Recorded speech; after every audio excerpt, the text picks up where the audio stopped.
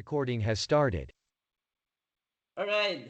Hello, everyone. This is Santi Tricks, your host. Hey, Welcome to the Santi. Hey, Paul. Welcome to the Hollywood Good evening. Dreams podcast.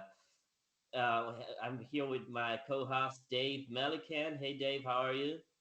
How's it going, Sandy? How's it going, guys? Good. Very good. Pretty And good. and we got a really great episode for you guys tonight. We have a very special guest band. That's the first one for the show. We never had a full band. Well, not full. I shouldn't say full, but we never had this many band members before an episode. So welcome, Rev Lover, Dave, Tom, Keith, Paul. How are you guys? Very Awesome. good. Fantastic. Thanks for We are having us. good. Thanks for having Yes. us. Yes, thanks for having us. Awesome. It's a pleasure having you guys here. Um, and as I told you before we started recording, it's an honor having a full band, and especially you guys, which I really dig your music, and I've been listening to you guys for a long time now, a few years. So it's really fun to be talking with you guys. So I'm really looking Right forward on. to this. Great to be on the show. Ah, All right, so why don't we start from the beginning, right? So you guys are from Florida, right? Or at least some of you guys are. no, we're actually Tom, David, John, myself, and our first drummer, Jason Banger, we're all from Florida. And Mm-hmm. in a nutshell, we kind of conquered the South Florida club circuit. We were house band at Penrod's on the beach. We broke all kinds of attendance records. We were doing really well, but we reached our full potential in Florida and pretty much forced our hand if we wanted to go further as a band to move out to LA, which the rock band, hard heavy metal kind of thing was huge. And we could actually start a real career other than just being club musicians. Mm-hmm. So you're Right. saying it was time to go to the next level. Hey, Right. Blackster. Hey, So you weren't called Rev Lover at that point yet. Uh-huh. We were called Licks, and we actually entered uh, the Los Angeles club scene as that band, and we're Mm-hmm. not for quite a year, but for a while. We did a few shows in that kind of setting, but we needed to upgrade our image and our everything, music. So we revamped everything. And Mm-hmm. in that process, we picked up Keith Black because Jason Banger couldn't stay with us due to a number of reasons, but Keith was like almost like new blood in the band, and it really gave us a real edge in competing with the other bands because the pay to play thing was in full force, and you really had to work hard to sell your tickets, make a good show, and have people have faith in you so you could get good shows. Luckily for us, we were out pounding the pavement constantly, handing out flyers, Sunset Boulevard, Friday, Saturday night, pushing the band. always a Uh, little bigger than they needed to be. As a matter of fact, if I recall, the band rolled into town with a tour bus, which was really quite the sight to be seen back then. Oh wow. Not many people rolled up to a gig in a tour bus, so it was always a spectacle. Between that and the costuming of the wardrobe, if you will, they definitely stood apart for me anyway.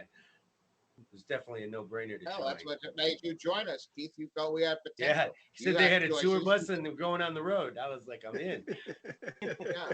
Well, you were smart But they enough to ran me through realize it. it. They Uh-huh. didn't let me in Plus easy just though. had a hot girlfriend, so that's why we hired him. Pretty much.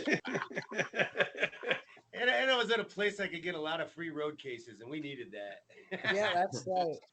All initialed with KN on it. Yes. That's Kevin Neely. Remember Kevin Neely? Yeah. Kevin Neely, so, Yeah. previous owner. Oh, man. Premium still.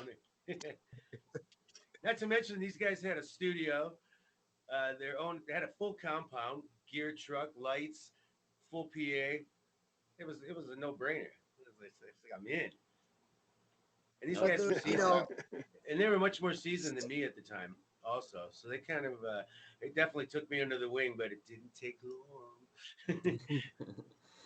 but stepping back a little bit before that, back to Florida, it's actually there's a good story behind how the Licks band actually came together. We were actually two different bands, and we crossed paths at a venue that we all played, and Paul and myself were always, because we're brothers, we were always in a band, and we were in a band with a couple other guys. And John and Tom and Jason Banger, who was the original drummer in the band, were in another band with a couple other guys. And we had just played a gig, Paul and myself, uh, and the owner of the bar double booked. So we were Wow. getting ready to play that night, and in rolls in, they were called Screaming Eagle at the time, and they come Original. rolling into the Yep. bar to play that night, right? And you know, fortunately, we kind of all hit it off right away, and we said, because we had already played the week prior, we said, screw it, we played last week, you guys go ahead and play tonight. We even had our PA and lighting all set up. We were like, you could use our stuff. I ran sound for them for the night. So we all hit it off like immediately, which was really nice. And then the bands kind of supported each other for a while because we played the circuit together. And and John and I, we got really friendly. And he was a realtor at the time, and I was in the printing business at the time. So we used to go to lunch once in a while, because we were like the two more or less band leaders at the time. So we would go to lunch and just chat and talk about how the other guys what problems that we'd have or whatever. And finally one day we said, we should get rid of all the dead weight and form one better band. And that's what we did. And we formed one band, and I want to say it took a very short period of time. It was only about maybe a year when we had decided, hey, we need to go to Los Angeles if we're going to do this seriously. And people had houses and jobs, and Paul had a wife at the time. I mean, we literally sold everything. I mean, everything. And we Uh-huh. piled everybody and everything into two vehicles. Uh, Tom's van, which we kept, and we were young. We were young, so we bought this travel trailer. Stupid move. Packed this thing full of everything that we felt we needed to take with us, and then we kept my pickup truck and a trailer with 3 motorcycles on it. And it took us Ah, yes, 11. the Hondas. Yep, it took us 11 days to drive across the country, and we almost died. I don't know how many times along the way. That's a Quite a whole nother Funny how that podcast. continued. Hey, hey, Tom, you think you could keep it under Yeah. 70? Hey, Tom, you think you could keep it under 80? This is coming down an 18-mile stretch in New Mexico where I thought we were all gonna die. Um, anyway, but that was really the birth of the band. So a lot of credit goes to John, who unfortunately isn't with us tonight, because he was definitely in the vanguard uh, as far as the inception of this band. Without John, it wouldn't have happened. Yeah, he was the So conduit and the catalyst. yes, so really hats off. But when we met, we all had a common vision. It was hard back in those days. You wanted to be in a band with hardworking bandmates, okay, and everything counted. Whether you were Yeah. an audio engineer, or you were a songwriter, or you're a carpenter, or you're a fucking mechanic, or whatever. And Tom Westcott, or Mr. Tom Bond there, he definitely wore a lot of those hats for us. And without him, Oh, he's there an was accountant, cook, a lot of daddy. things we wouldn't have been able to do, and but that's really truthfully what makes a band, because as you get further on Everybody down the brought something line, to the table. yeah, in your career, and you end up living out Yeah. of a bus and all these things, all the bullshit goes away. You Oh, really learn what it's like to have you a peel away the brotherhood. layers. Yeah, to have a brotherhood with other guys where it's everything was together. You Yeah. triumphed Yeah, together, you yeah. You didn't want failed to mess with together, us. all of it. I mean, it all happened on a global Yeah. scale for everyone all at the same time. So yeah, John was most definitely, you know, the pioneer, one of the pioneering forces that actually made all this happen. So Those anyway, are the days where there's a little pre-story for you, you know, Yeah. Oh boy. of what got us to Los Angeles, where we ultimately met Keith. And before we met Keith, when we went to LA, that was a whole nother thing. I mean, the first 2.5 years, we lived in what we called a communistic situation. I mean, because we went there with nothing, and we lived in a house all together, and we rehearsed there, and everybody went out and got Yep. jobs, but nobody had their own money. We had one bank Oh account. no. Didn't matter Right at what the money. table. No. Yeah, Put didn't it in the matter what kind kitty. of money you made, but whatever money you made went The into the weekly kitty. report card. Went in. Weekly You report got At card. least, How much at you we're least make this for week? a Put it short in. period of time we got $10 a week. that's right. Yeah, I That was your remember that. allowance. You got $10 And a a week. hundred tickets. Yeah, and 100 tickets. Well, but the $10 a week was your only personal money. I mean, the band would pay the rent, and if we needed equipment or whatever, the band did all that. But you had $10. So if you smoked cigarettes in those days, that came out of your $10. You If were bumming. you went on a date, that Oh came out of your boy. $10. That's Yep. how that all worked. Gas was 99 cents a gallon at Sunset and La Brea. Yeah, well, yeah. And it cost me $2 every day to go to rehearsal and back. Yeah, And six I was yeah, dollars riding a on gallon here in fumes LA. always. $6.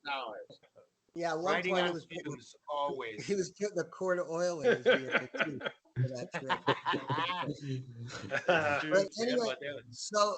so we worked that for quite some time. It took us a good 2.5 to 3 years, because what we had to put the money that we made into conquering the Sunset Strip, because that was no free ticket. It wasn't come to town and play gigs. Back in those days, you used to have to commission tickets to play gigs, We had to and commission ladies to help us. yeah, which They would, that didn't fly either, because they had that racket worked out fantastic. They were running bands, 7 nights a week, uh, and if you were lucky enough to get on a show, you'd be one of 5 bands, and you would have to commission 100 tickets at $25 a piece. So that's $2,500 back in 1986. And ouch. you had to come in with the cash and get the tickets. It wasn't like, hey, Oh, here's a stack of tickets. It was like, no, you come in with $2,500 and lay it on the producer's desk, and they Oh give you wow. these get the 8 o'clock these slot. tickets. And And and that's the here's shit slot. yeah, and you're playing at 8:30 at night, To no So, and one. how this whole racket would work is, the people knew that the bands that were playing at either 8:30 or closing at 1:30 in the morning, that they weren't going to sell any of their tickets. They were going to end up giving them away. And that's what you used to end up doing. You couldn't sell them. So you were like, well, why the hell am I going to have $2,500 worth of tickets in my pocket? I might as well give them out to everybody and get some people out to see the band, so that maybe the next time they'll buy. Right. And all the people on the strip Right. knew this. So you'd stand out there and you'd promote, and you'd meet people, and you'd give tickets away, and they'd use the tickets to go see the headliner at 11 o'clock, and you'd never see these people. you just Run by. paid their Yeah, we'll be admission there. for them to go watch Yeah. another band. And that was the bottom line truth, how it all played out, until you chewed your way up the line. Okay. And when the band was at its peak, we were what was called a support act. There was really only two noteworthy times on the bill, and that was 10:30 and 11:30. And 10:30 was the support act. And believe it or not, the 10:30 site act was the best spot anyway. It was even better than the headliner spot because Yeah. everybody would be there for the 10:30 show because people would show up early to see the headliner. So Even on a school night. yeah, even on a school night. And we noticed that, and that's why we never took a headliner spot.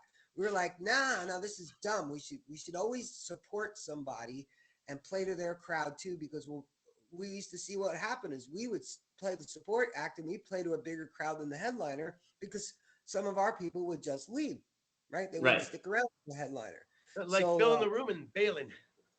yeah, and we always felt we'd have a better edge if we were in a spot, maybe not even in the record company's eyes. Here's a support band that's going toe to toe with the headliner as far as quality of the act, and that's the position that we wanted to maintain. So Smoking them. we rode that wave for quite some time until we actually hit the road.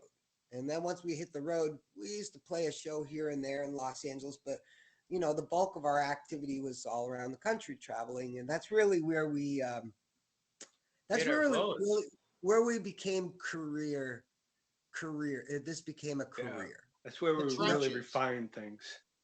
Because Then it- before that, Then it was real.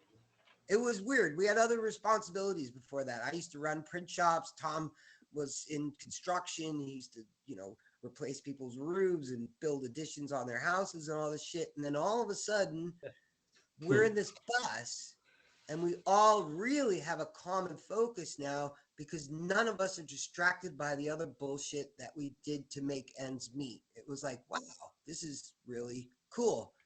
And the first 3 months had, the classic Rev luck to it because everything that could have gone wrong went wrong. We went to the first gig and blew up our subwoofers within like 10 minutes because some guy built them for us and built them wrong. It blew all the tires on the way to that first gig. Well, yeah, we had the trailer snap off the back of the tour bus and actually roll down the highway and take out a telephone pole and all kinds of shit like that. Yeah, never. But the hardest thing was we had the Gulf War broke out 1 week after we hit the road, and like everybody went to the Middle East. So all of a sudden we're rolling up to these venues that usually have 3,000 people in them, and there's nobody. I mean, nobody. And then of course, we start talking to the agents, and then this gig drops off, and this gig drops off, and you're out in the middle of the country, right? You gotta just suck it up, right? Oh, we lost the date in between. Now we got a week that we have no work. What do? We go to the next gig early. We sit there. We eat out of a can or eat spackle. Spackle, remember Spackle Boys? Ah, yes. The fighters. You should put Kelly on there for a second, Tom, because Kelly. Yeah. We all got real skinny real quick. But the spackle kept us alive. Rice and Jack Daniels. Hey, most important thing. Yeah. Well, we Jack had a rule. Daniels kept us anesthetized. PB&J tour. Yeah, and the experiment with bologna and peanut butter and all the other crap. Now the wrinkle meat sandwich. All the different things that you go through, but the truth is, it's like all the crazy things that you go through, you couldn't invent it. Okay, I'll tell you a story, and I think this is like, it's a true reflection of what it's like for a band to live on the road. Okay, and the things that can happen, especially back in those days. We ran into a really bad situation where we blew the bus engine, and we blew it on a Sunday morning, just dropping into Salt Lake City. We were on top of a giant mountain, and the engine caught fire. We blew a hole in the block. Mother's Day. Yeah, and it was Mother's Day. Wake up call. We were on our way to Reno, Nevada. It was the last date of our first tour. So we blow the engine up, and the last day of our tour. So anyway, we're sitting on this mountain 18 hours. Okay. And we're a full-size tour bus with a 27-foot trailer full of 5 tons of gear in it. Right. So And there's no cell phones or anything in these days. I mean, you're on the side of the No. freaking road. Somebody stops. That's how you get help. Bunch of long-haired hippies on the side of the road. Yeah, Help them out. we had a few people stop, Look out. and And then mind they you, kept on going.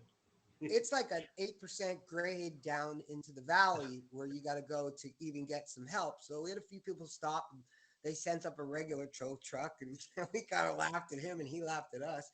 And then they finally sent the wrecker. Oh, Rex. But what was funny Yep, is Rex. while we were sitting up there waiting, some people, total strangers, a couple, pulls over on the side of the road, sees us there, and they were actually went down in the valley and called on our behalf too. And they happened to write their phone number down for us and gave it to us. So, needless to say, the bus gets towed down and they've got to fix it. It's going to take 2 weeks. So we all pile into a rental car, 7 of us, and drive 1,000 miles in a rental car in a sedan. And we go home, and then we come back 2 weeks later to pick up the bus. And we again rent a car, drive there. There's 5 of us this time. We get there on the Friday, and the bus company tells us that the bus isn't going to be ready now till Wednesday. Oh Okay. no. We had Never did done seen that down there for.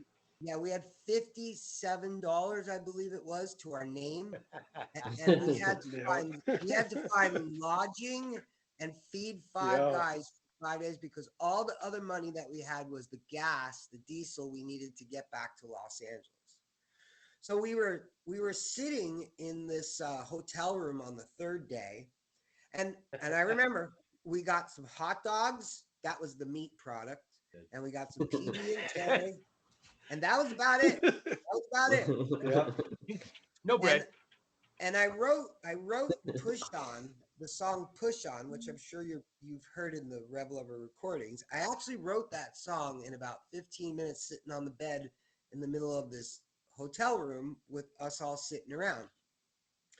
But the best part of the story is right after I wrote this song, we were thinking, and John even said, "Hey, I got those people's phone number that stopped up on the side of the road when we were broke down. Let's give them a call. Maybe we could get some weed, right?" Because I was gonna say we were looking for smoke. at day 3, fuck Anything. the food. We were ready for some tubing, right? So Yeah. we call these people, and I swear to God, we call these people.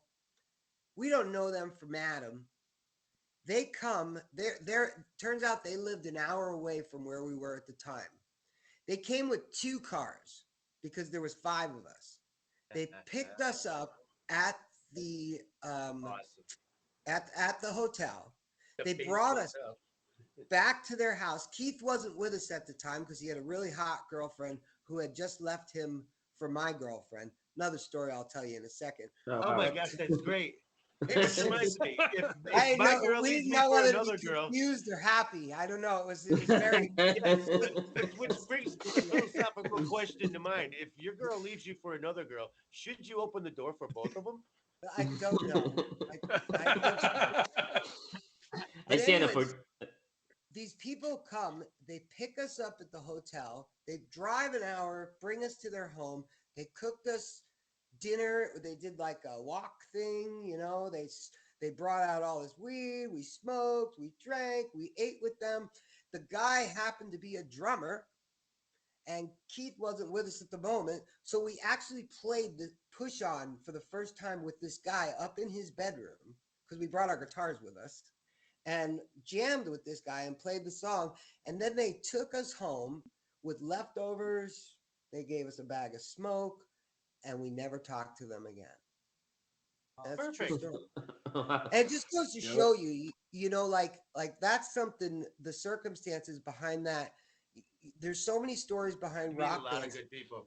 of like the untold heroes. The people that God sends to prop you up a little bit and make you believe again. Because at that point, there's some real demons you face as a band. Hard decisions that you may have to make. You see people die along the way. You see people go down the wrong roads. There's so many things, but there's other positive things that do happen like that.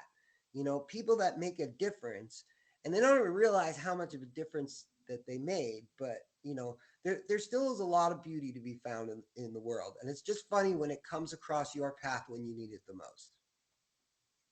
Yeah, maybe those people hear this. That's what the podcast. push on video has a lot of.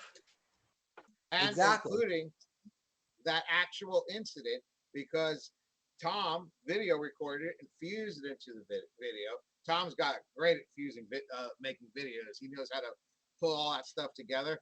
That's a killer video that you could see on the Rev Lover website on Facebook. We have a lot of really cool things in the push on video chronicles that whole story and that time. And where can we get that, Paulie? It's on the Rev Lover Facebook page. Looking for the shameless plug, man. Looking for the shameless plug. Yeah. It's easy to find if you go to my page. You just type Rev Lover in the search. You should come up, and you should be able to check out all our videos. That's right. Here's our record. Our record. Look how pretty those boys are. Those boys are pretty. Record. Yep, pulled this out for us. We were able to get our whole thing put together. We have 18 tunes. We Count them, had 18. more, but there's no more room on the CD. It's only 90 minutes. It's So like we there had could to be make no more room. Is There's there a Jason second? Banger right there. That's Team Jason two? Banger. You see him? He was our first drummer before the Blackster. And then the Okay. Blackster came, and he totally changed the game. Don't get me wrong.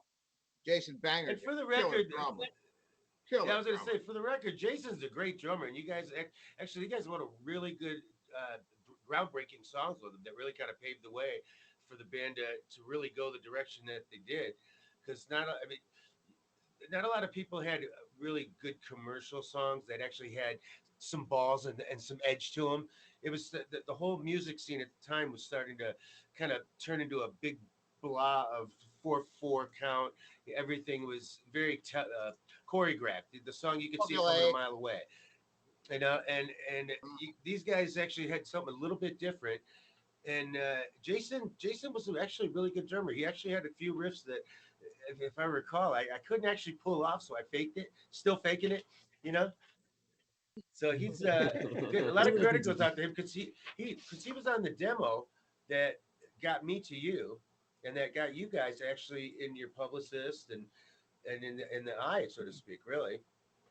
Because we know without the drummer, there's the driving engine. The band is just no. Well, actually, it took us a long time to find the right drummer because when we decided to replace Jason Banger, that was not an easy thing for us to do. Yeah, they didn't make it easy for me. I'll tell you that. There was nobody. No. I got my ass beat. Baxter. Like the first month there, I got my ass beat. Baxter. By all of them. Concy. Oh my gosh. Oh, you don't hear it in the background? It's always going. Hear it in the background. Yeah, no kidding, huh? No, it was. Yeah. We chose really carefully, and we really went through a bunch of drummers of all different types. Good musicians, some not so good. But once again, I just had a hot girlfriend, so they figured take him. He'll bring chicks. Yeah, right. He'll bring chicks to Honestly, the show. Actually, He'll have a role to play. Keith was one of the first drummers we auditioned. He was, and everybody who came after him just didn't fit the bill. The only reason we even looked at any other people is because we were impressed with Keith, but we were like, okay, but we got to at least look at a few more guys. But the other guys could keep time, right? No. Oh my God, no. No. No. I was going, no, we can't. No, not that one, please. No, it didn't work out. So, Keith was a good fit. Keith was a good fit for the band, and he made a fantastic debut. Oh yeah, he did. Keith's first road show with us was in Sacramento, and we did our best to make an impression. Yes, you did make an impression. such a good Yeah, impression, we were never yeah. brought back. It was a military. We'll keep it PG, but it was a military. It's a military Yeah. town, and Dave, you mentioned before, Desert Storm just took place. So it was El Paso, or no, it was Sacramento, Yeah, and yeah, it was all the men had left for war basically, and the place was just filled with a bunch of bored housewives, and we were more than happy to play to them all night. No, actually, we had some great things happen to us while we were on the road. I have to say that we met some Wow. fantastic people, Uh, and that was the other thing. When we were in Los Angeles spending our time, we actually met some really great people. You go down there every. Our job when we first came to Los Angeles was to go and promote the band, no matter what. So, and that's what we did. If we weren't playing a gig, we were on the strip oh yeah, Friday, no Saturday night, birthday, no 10 o'clock. anniversary, Didn't no matter. dinner, No, nope, 10, no excuse. 10 till 10 till 2. Sorry, that's the Oh, dog. it was brutal. But while we were there, I mean, we met some incredible people. Like John and I used to hang out all the time with Bill Gazzari. Right? Bill used to Hey, sit on the fire escape on the side of his building with his partner Russell. And Russell oh, was this Asian guy with a one cock eye, and you never knew if he was looking at you or not. He was super cool. And we used to sit there with Bill and we'd actually talk to him. And Bill shared a lot of stories with John and I. He actually took a really good liking to John. John has always had that talent of very personable kind of person, easy to get along with, and very easy to speak to. He gets like a maniac when he gets mad and breaks up furniture and shit. But yes. every when he was Tom knows this, but just John is a very personable person, and he used to talk with Bill a lot. And Bill would tell us just some of the things that used to happen, and back in the day, and blah blah blah blah blah. It was really He'd say, "You cool to guys are a actually. bunch of foxy guys over there." Yeah, oh yeah, You he just talked do it. like that You all gotta the remember. time. You gotta remember. If you ain't paying $800 for the center seat, and there ain't You want to be underage girls pulling in it the with the dressing room, euro? you ain't getting Yep. You see these Yeah, girls? Bill Gas- They're It's dumber good to than be earwax. 60. That's why I No, need no. 320-year-olds. That's why I got 320-year-olds, because I'm 60. You know what I mean? You gotta spread it around there. You I'm guys blowing the are foxy dust. guys. You guys want that 10 o'clock slot, you're gonna have to bring me $2,000 at sound check. That's Otherwise, kaputs with you. You won't even be playing the FM station. I'll That's pull the you FM guys. station. Ah, yes, in the Yeah. garden, the old garden. Bill Gazzari was the original OG there for sure. Yeah, That guy was that was old Gazzari's. school. Yeah, it was. Yeah, the Sunset Strip basically was Gazzari's. The Roxy, the Whiskey. the Troubadour, which was kind of Troubadour. off the beat. It was down a boulevard. We didn't play that But, place that often, the- but we played But that's when the music Gazzari's scene all the started to time. change, though, because Bill Gazzari passed away, and then the entire Hollywood music scene, as we all know it, really took a big left turn. The heydays of traveling through a foot of flyers just to get to the next corner. You Yeah. know, you would literally walk down the Sunset Strip, and there would be a foot of flyers just littering the ground, and one guy stapling one up after the next guy, and the next guy would come later and 12:30 and put his flyer over his, and the group, and everybody said, "Oh, this is your flyer, great, we'll be there," and there was a lot of that going on, and Competition was brutal. There was oh, it so was many brutal. bands. It was brutal. So Everybody many looked bands. good. Everybody was willing to do whatever it took, and everybody usually had a female support system at some point. Yeah. The Always hope ladies for were the very, meal. very, very helpful Yeah. in the climb to success. So I heard Always go I to heard the, this always story. get the meal. Go I heard ahead, this son. story. I heard this story from another band that I interviewed in the past, and I want to know if it's true. So once Bill Gazzara died, he was the one paying the police not to interfere with the Sunset Strip crowds, right? That's what this person told me. So once he died, no one was paying the police to not to show up at night. So that was the first nail in the coffin for the Sunset Strip scene in the early '90s. Is that you? Is that true to you, or was that your experience at the time? It's pretty close to Well, the point. But well, when Gazzari's died, the city of Hollywood would not renew the liquor license in that building, and they were trying to shut down all the others. I think the only one that survived was the Whiskey and the Roxy. yeah, bordered Beverly Hills, and the people of Beverly Hills weren't too happy with the riffraff on They Thursday just through did, Sunday. they didn't like all that was going on. They That barked all the loudless, time. cityous junk. You know, also it's a lot of people packed into a small place. The wake of what they leave behind every night, you know, it was always a sore spot with the city and the people, because there was, you know, multi-million-dollar houses right down the street, right? And you know, you get a Yep. windy night and it's just flyers flying everywhere. I mean, you know, it's a different age. You know, most people don't realize those things because they're not from that age. You know, that was an analog age. You know, and flyers. We used to drive up and down the canyons and staple them on poles. And I mean, you put your flyer up everywhere you could because there was no social media or nothing like that. That was all you could do is put flyers up.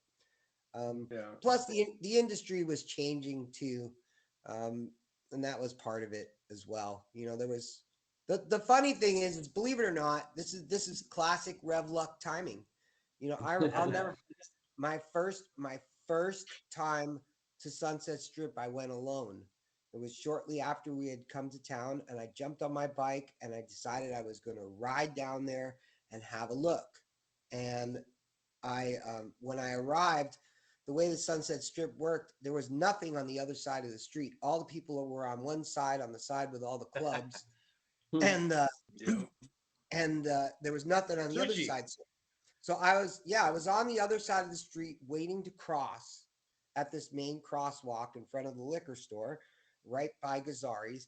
And as I'm crossing the street, there's another guy crossing in the opposite direction, long-haired guy, and he's actually like almost skipping across the fucking street. And I'm like, "Hey, brother," I'm like, "You look real happy." And he said, "I am. My band just got signed." And I said, "Oh, really?" I said, "Well, what's the name of your band?" And he said, "Warrant." Oh, And wow. it was Eric. Yeah. Warrant. And Oh, we got the best Warrant story. who we actually got really friendly with, because Warrant used to hook up with us when we were on tour. If they were playing a concert, they'd come and find us and they'd come play at the club with us, right? So I actually saw those guys here in Windsor, Ontario just a couple weeks ago because they played the Coliseum here. But anyway, we didn't know that was the last real record deal to go out of Hollywood was Warrant. Really, Right. nobody else got signed after that really did anything that was a hair metal band. They were more or less like the last ones to going to grunge, to get some commercial success, right? Because right after them was like Faster Pussycat, and they didn't quite make the lip of the ridge there, you know. And that was about it. That was about it. Hair metal. So it was funny when we arrived at the last record deal. Had I known better, it would have just amazing when you think if fate would have just said, "Hey, guess what? Meet this guy, something." You know, there's no record deal here to be had, right? You know, but who would have known? And it's just funny. You look back at circumstances like that happen in your life, and if you had that hindsight at that time, you know, like what would we have done? Would we have done it differently, right? Kind of funny when you think about it. And then they went and stole. It's funny and then now. they stole our clothes for the Heaven video. Remember? They Yeah. stole our clothes for the Heaven video. They did. We were the first ones to wear all white in Hollywood. We went there, and it was John's idea. We went White there, leather. and they were all black leather. And John said, "You know what? We should do white leather." And we were like, So they "Wow, did that's little white actually and kind black. of cool." So we designed our own clothes, and it was white leather and with some black highlights to it. And the guys from Warrant had already gotten the record deal, and they saw it. And then next thing you know, the Heaven video comes out, and what are they wearing? All fucking Our white stuff. leather. Yep. And John was so mad. I think they went to the same gal. Anna So mad. Yeah, Cartwright. that's right. On a Cartwright. Yeah. Big man. Yeah. That's Oh, it. Never Wow. forget that one. Remember the I'll never name. forget her.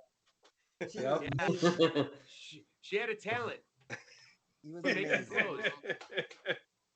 She was actually a great, and there were so many like behind the scenes people like that, whether they were hairdressers or publicists or, we had Deborah Rosner for a while, and that was a Chris big, Fletcher. yeah, that was a big, for us that was like a big milestone because that was Poison's publicist, right? So, and Poison was actually when Poison came out, that's when we knew we had to go. I remember when Poison, like the first time I heard of Poison and I saw what they were doing. And that's what I'll remember it. We watched their video on MTV and it was me, Tom, and John all living together in this shoebox house. That had more roaches than beams. And Turn the house of horrors Didn't into work a house of horrors. and we just looked at each other and said, "Look, if these fuckers can do it, we need to go." And that's when we decided we were going to go. Yeah, you guys look good and you could play. Yeah. Yeah, it got to the saturation point there where there was a lot of people would be you'd go for an audition or a guy would go for an audition and it was just about the way you looked. They didn't care if you could play. If you looked good with Bobby Brown number 14 eyeliner on and had hair down to your ass, you were in the band. It didn't matter if you could play or not. Yeah, there was a time. The integrity of the music started to fade away as grunge Really kind of spot, crept in. yeah. But there were some great bands too. I mean, we definitely saw some great things, some bands that nobody ever really got to see, and they were your friends that, you were like just literally slugging it out together, because that was the thing, the little untold story. See, there was different levels of musicians trying to make it. There were the ones that stayed on the Hollywood doorstep and just tried to scratch it out. And then there were the ones that got really serious and knew, okay, I got to go on the road, and because I'm going to learn how to write a song. Yeah, well, you get better when you do it on the road. You really take that next step, as far as refining your craft rather than being a weekend warrior.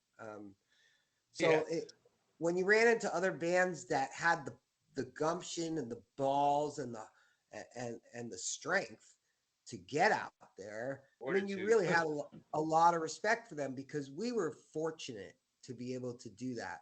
We were lucky that we were all a little bit older, and we were very driven, but we had enough maturity to be able to manage money, which without money, it didn't go anywhere. And we were also fortunate that we had some family that really bailed us out when we really, really had to, that came up and the Madoff plan. Just helped us out when we really couldn't do it. I mean, when the bus blew up, that was a $12,000 hole, and we had nothing at that point. We had by the morning. But we had all the experience, right? See, that's the thing. See, this band, even though this band's been whacked around a bit, fortunately we were smart enough to take everything from every experience, right? So when the band did our first tour, more or less, that lasted 4 months, and we lost the bus engine and girlfriends and all that other stuff, we just came back harder and stronger, with this. Much came stronger. Back harder and stronger, and that's all you can do, if you don't follow through in the pursuit of your musical career. Nobody's going to do it for you, and it's sad to see nowadays because I feel like artists, they have one good thing going for them, and then they have a shitty thing going for them. The good thing is, yeah, you could do something in your bedroom, and half the world could see it overnight. But the bad thing is, you don't get the They don't know what a opportunity C chord is. to live it, to live it like every day, to pay Yeah. for it every day, to have you have to have that commitment. It's not like this is okay, something I'm doing for a minute and then I'm going to toss this to the side and move on. It's like, no, no, no, no. We have to get from point A to point B. We're here. We got to get over there, and we either go or we turn around and fucking go home. And we watched a lot of people go home. It was hard. We watched even really talented people just go home, and they were just like, "Fuck this," just fuck this. And we trudged on. Beep, beep. Oh yeah. I mean, blood, sweat, and tears. I think everybody. But that's the thing. That's the thing about this band. When this band stopped doing it, this band stopped doing it because we chose to stop doing it. We didn't stop doing it because we didn't get beat anymore. We didn't stop doing it because we didn't feel like we could compete. We just stopped doing it because, well, we were just getting too fucking old, and there comes a certain time in your life. I had my first child. I was almost 40 years old. That was a sacrifice I made for the pursuit of music. Yep. A lot of other people will have their kids in their 20s. I waited because I was not going to be tied to, Tom too. How old were you when you had Devin? I had Sienna. I was Sienna. almost 40. Actually, yeah, you were the same age as me. Yep. Yeah, late, very late in life. Late. And Tom can admit, back in those baby days when you're like 42 fucking years old and you're running up and down stairs with kids hanging off you and stuff like that, you realize when people do this in their 20s, you're like, damn, man. He was a proactive dad just like me. I mean, like you're like, I should have done this 20 fucking years ago because this is bullshit. But where's that vitamin B? Yeah, but it's a two-edged sword, because at the same time you're thinking, you think to yourself, but I'm really enjoying this, and I'm old enough and mature enough now that I think if I was 21 and doing this, I'd probably miss 3/4 of really what it counts. So it's just like anything. It's a trade-off. But the band, that was our lives for a long. Oh, you got to sell your soul for rock and roll. For sure. You do. You very much. You have to. You have to give people would say, "Wow, you guys." People would say, "Wow, you guys get paid so much money to do rock and roll and all these parties and this and that." And I said, "No. You get paid a lot of money or little money in that case sometimes to miss birthdays, to miss Christmas, to miss anniversaries, to miss all those important events in people's lives that everybody takes for granted." And there it is. It's a Tuesday night in Des Moines, Iowa, and you're playing. No matter what. Right. Doesn't matter. Christmas doesn't matter. Yeah, it doesn't care. It doesn't care if Tom's got a blister the size of a racquetball, and we got more tape on our hands than on the knocked them all off. Yeah. But sometimes tape my fingers up to play. This band was born out of fire. Yeah, very seasoned. But sometimes you get lucky and people invite you over to their house on the holidays. Yes. Many meals have been downtown Jamie Brown. Remember that time that girl Amazon in Tempe who invited us over to? Yeah. Oh, Remember that? No, it was the bamboo. It was the bamboo. The bamboo with the nose ring. Yeah. There was this girl in Arizona. She was a big girl. Let's just put it that way. She was a big girl. Extremely big girl in an extremely big truck. And she had this truck with a topper on it. Yeah, she had a big heart. And she loved fast food, but she'd always throw the garbage in the back of this pickup truck. And it had like a little window to the back of the pickup truck. And she had been doing it for years. I mean, years. This truck was full Gary. of, yep, in Arizona. This is, and it's just Nice and steamy. full. And she invited us over to her house for Thanksgiving because we were in town and we had nowhere to go. And we walk into her house, and she got 3 girlfriends helping her cook, and the smell could have knocked the husband off a shit wagon from 50 From paces. 60 paces. What the hell? And That's you go awesome. in the kitchen, and they're cooking in the kitchen. It was And the like kitchen's- cabbage meets curry Yep, and the kitchen's at about the size Oscar's garage. of a little bathroom. And they got this dog, and the dog is blind, and the dog is eating that shit out of the cat box Oh my God.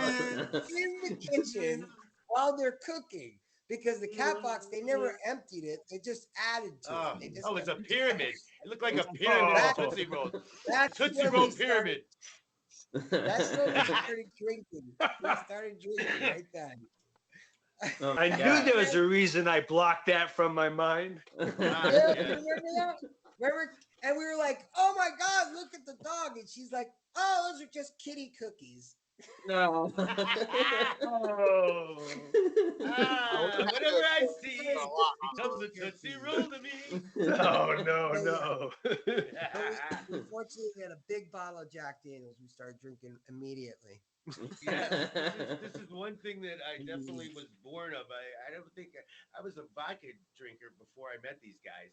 And remember, at the time when I joined the band, I was only 18. And 18, yeah, 18, and it was 88 or 88, 9, like that. And these guys were professional drinkers already. And I wasn't really aware of the sweet nectar of the Jack Daniels there. And these guys lived by it. I mean, there was one on each PA stack before the gig. There was one on the bus. There was one after the bus.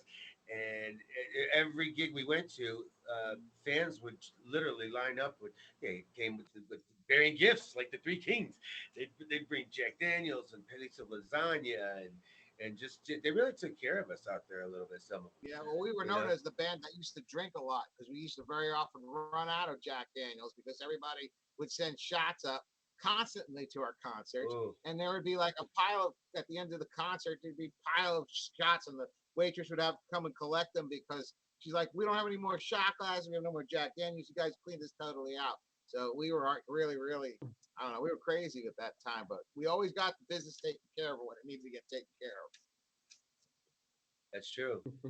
The boys always brought it for whether it was 1 hour Yeah. or 4 hours a night. We definitely played it to the end. Yep. So, Glory And when days. it was got hard, bombastic. we got We harder. were brutal. We were brutal. do you But remember? We do you had a remember- tremendous PA that leveled The pretty much drinking was a every very place we would go. short-lived What was that, moment. Santi? I was just gonna That's- ask. Do you remember your best show? Oh, wow. Oh, One of our- I- One of our best shows was in Grand Rapids, Michigan. Believe it or not, Uh-huh. it was. We played to almost 4,000 people that night. So the energy was really good there. We've had some other great shows. We have several in Reno, Nevada. We opened up for Pat Travers, and that was pretty cool. We opened up for Foghat back in the day too, and that was cool. It was cool to meet like like these the different legendary versions of Foghat. just legendary people. It really gives you that sense of like, oh, I'm heading somewhere because I'm meeting all these famous people along the way, right? Right. That was pretty cool too, and that was actually a Los Angeles show. We've had a few. We opened up. We were on the same circuit with Pantera there for a minute, weren't we? No, I don't remember doing anything with them, but We did. we would play and they would play the night after, and then we would play. Yeah. We've on the coattails. We would run into people as we were on the coattails of certain things. That was pretty cool too. We played a lot. That's the thing. You know, back in those days, we would play A lot of great 6 to 7 days a week.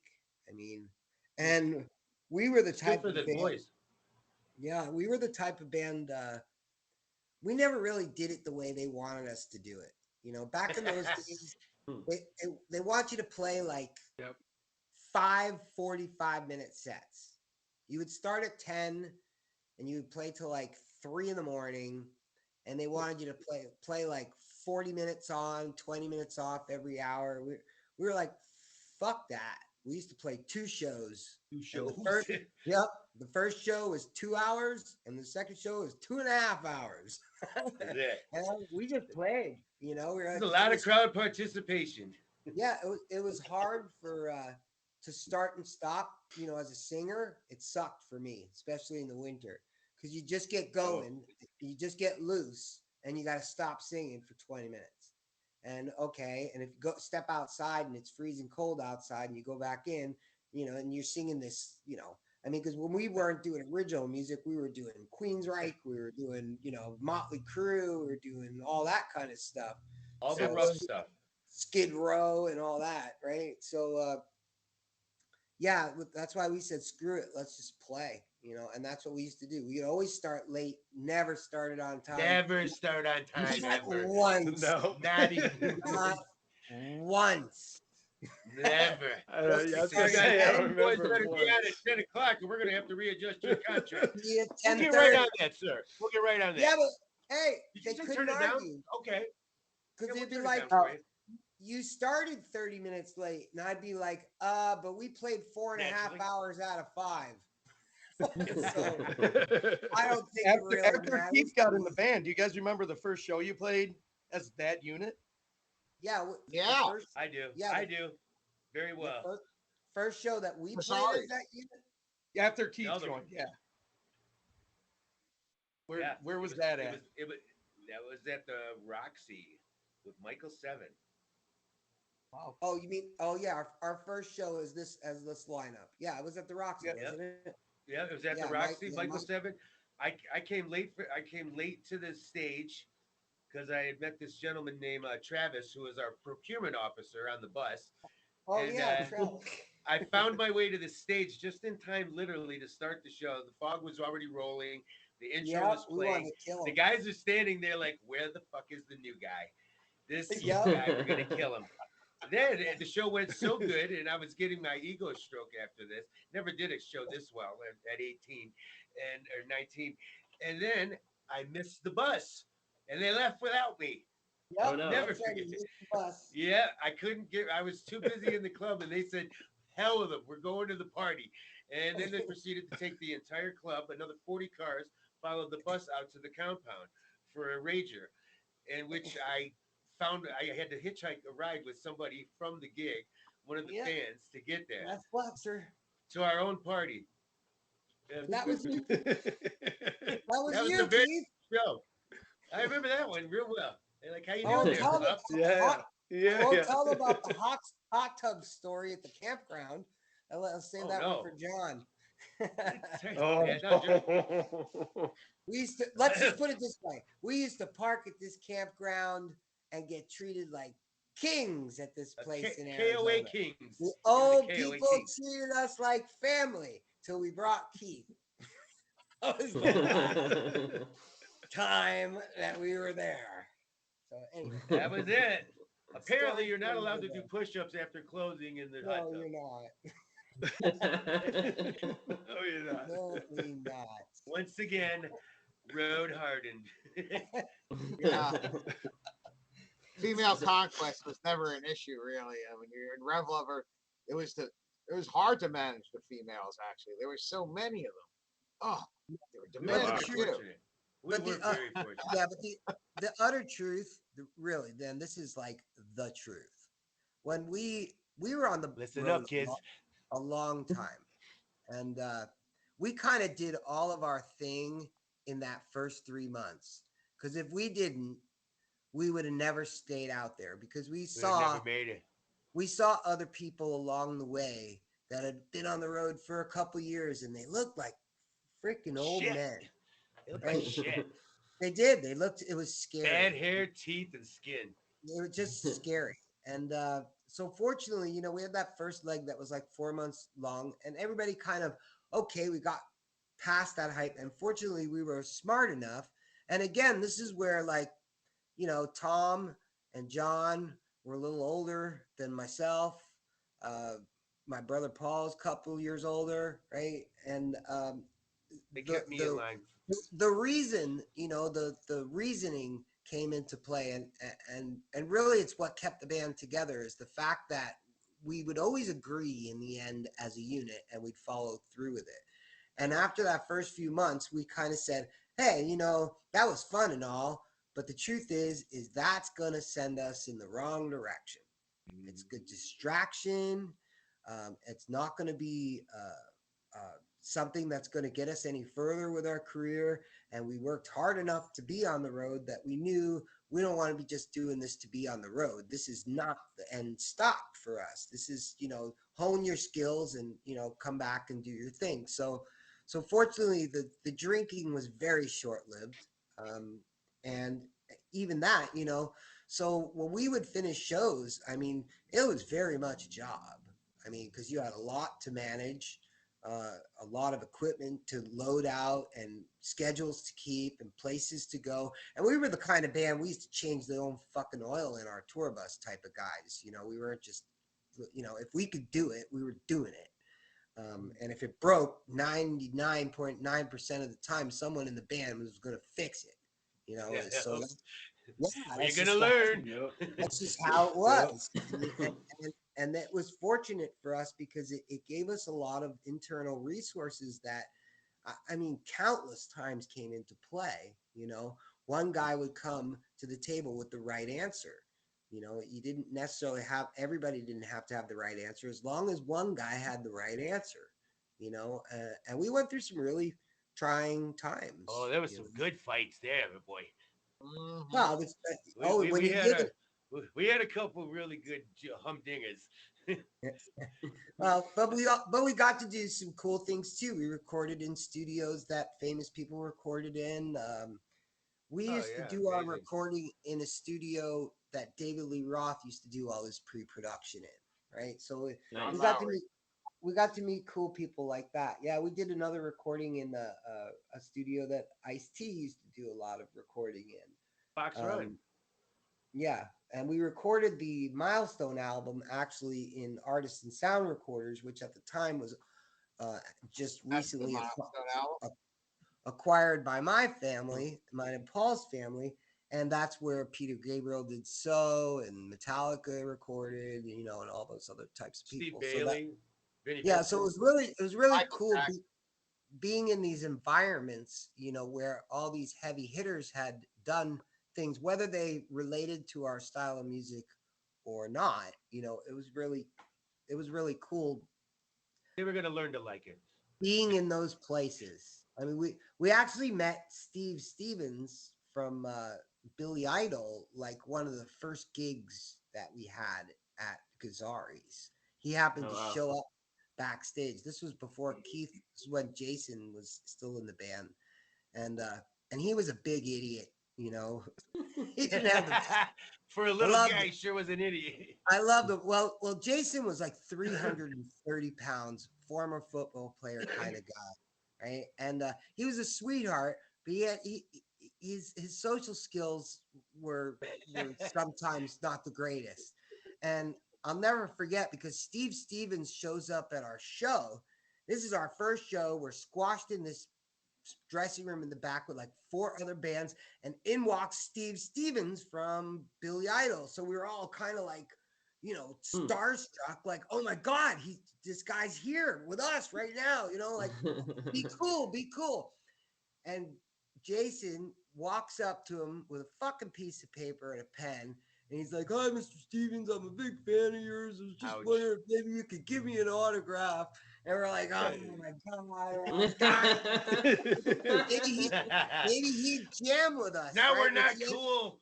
Right, which he ended up jamming with the other band instead. He didn't jam with us. He did get up and jam with it. It wasn't us.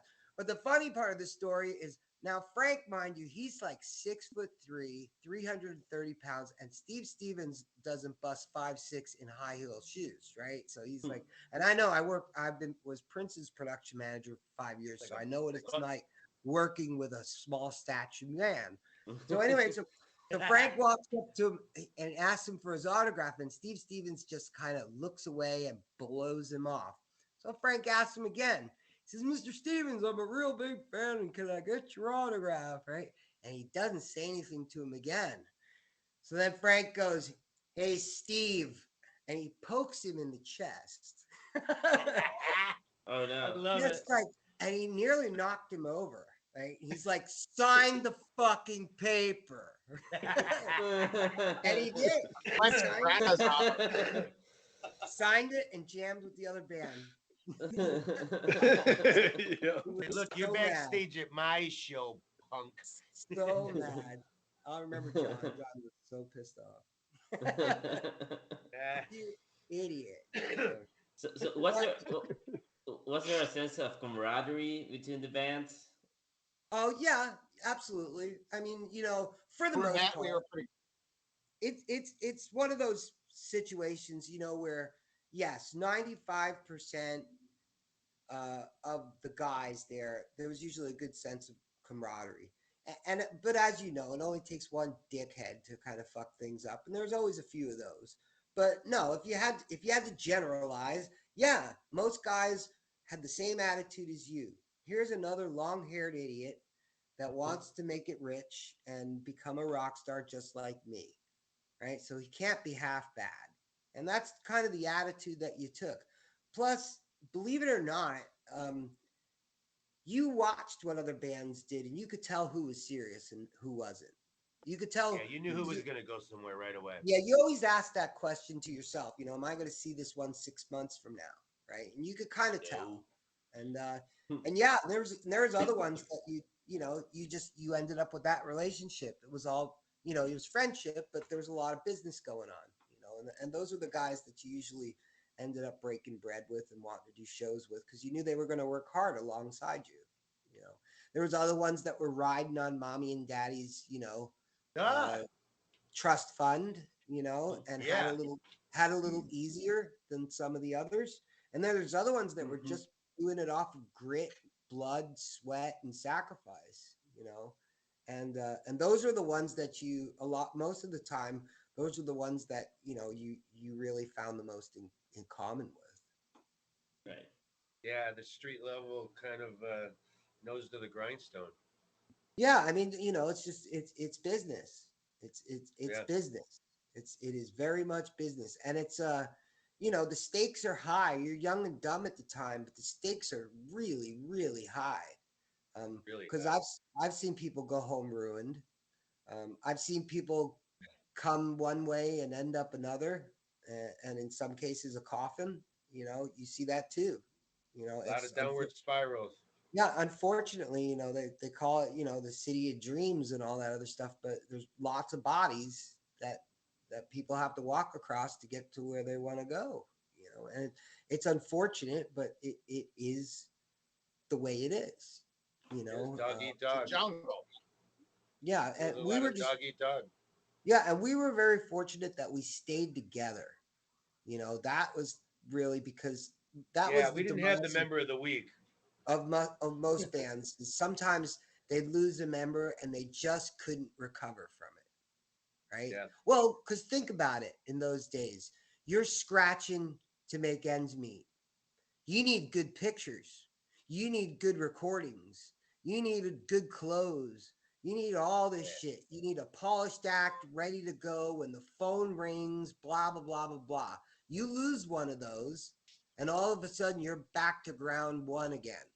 And you're pulling out of your pocket to go make new recordings, to go retake band pictures. Hey, same thing even when Keith joined the band. It took a minute. Yeah, there was no Photoshop then. Because we couldn't fucking afford them.